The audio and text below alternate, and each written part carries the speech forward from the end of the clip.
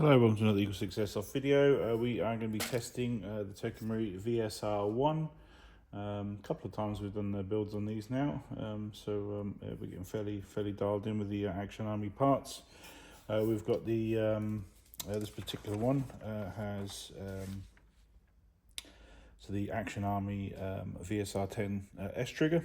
So we've got the Ceramic RHop kit for VSR, which is the number 9 kit.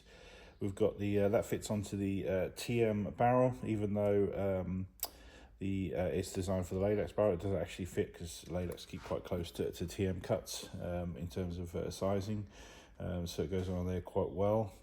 Obviously, long term, Prometheus has said that they're going to be committing to a barrel for this, so we await that, and that will obviously potentially get a small FPS bump once that eventually goes in, but until then we're using the TM barrel, like I say, combined with the Ceramic RHop kit and the Action Army VSR 10 hop chamber.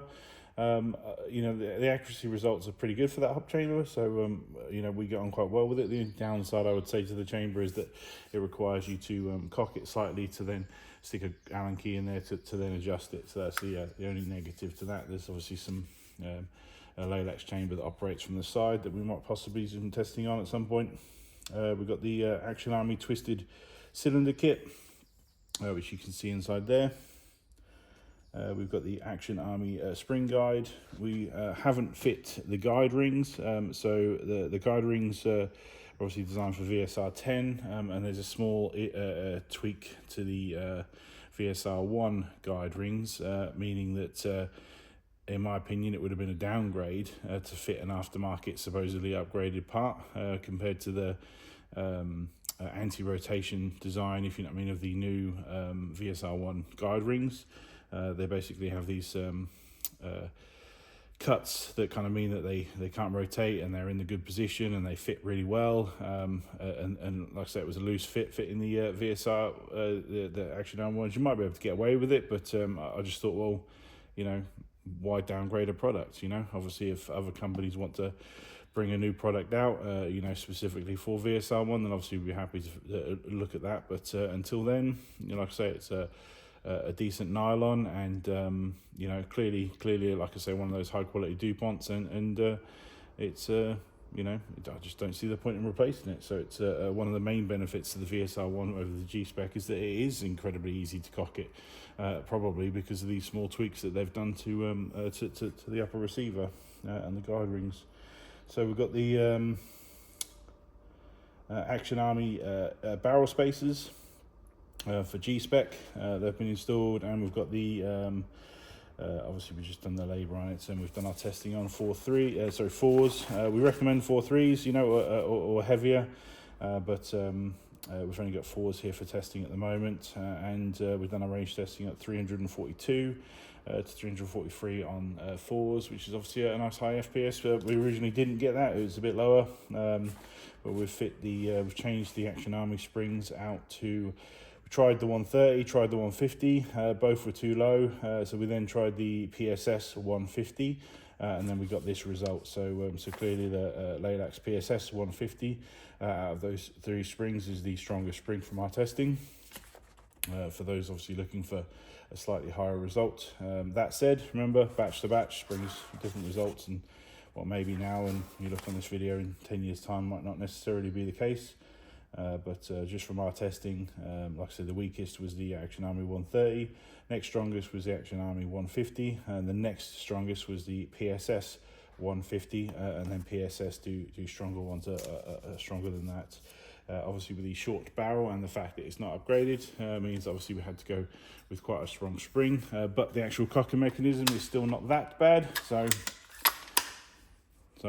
nice and smooth, and you know, not that difficult to do. So I still have to brace it into me, so as I do with all upgraded VSRs, but you can see there it's obviously hitting those 4s quite powerful.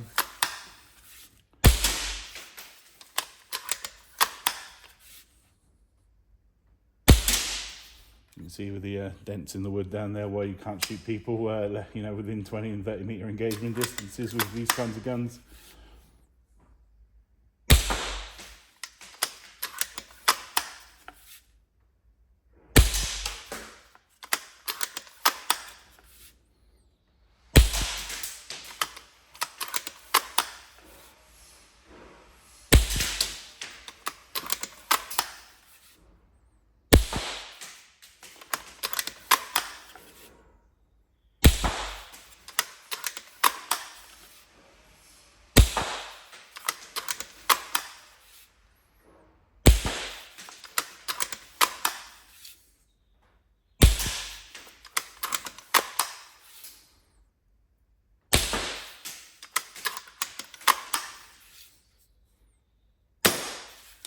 I mean, I saw somebody online asking for a review on one of these. I think it's a very, very tight replica in terms of its construction.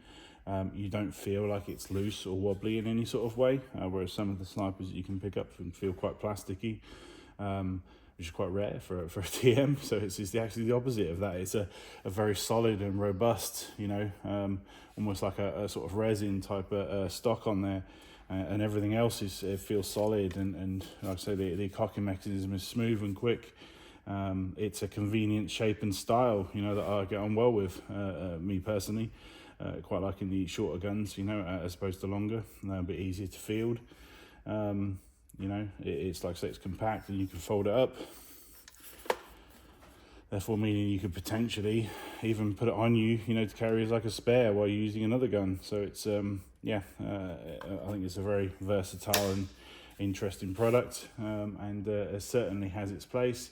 They do it in 3 different colours, but yeah, it's there's just, I mean, it's a shorter barrel, so technically it's going to chrono a little bit lower than a fully upgraded G-Spec. But like I say, I found with these slight tweaks on the internals there, that ultimately the cocking's a bit easier. So yeah, so I think that definitely makes us some pluses in this category. So, but yeah, they're all good. It's just a matter of G-Spec, you know, just sort of VSR deciding obviously what you like the look of. But I think I get on really well with this, and we're happy to continue to keep stocking it and do packages for them. You know, if it was no good, then we wouldn't do that. You know, so it's a solid product, and you know, I say we hope the customer enjoys it. Any problems, let us know, but otherwise we hope you have fun with it. Thank you.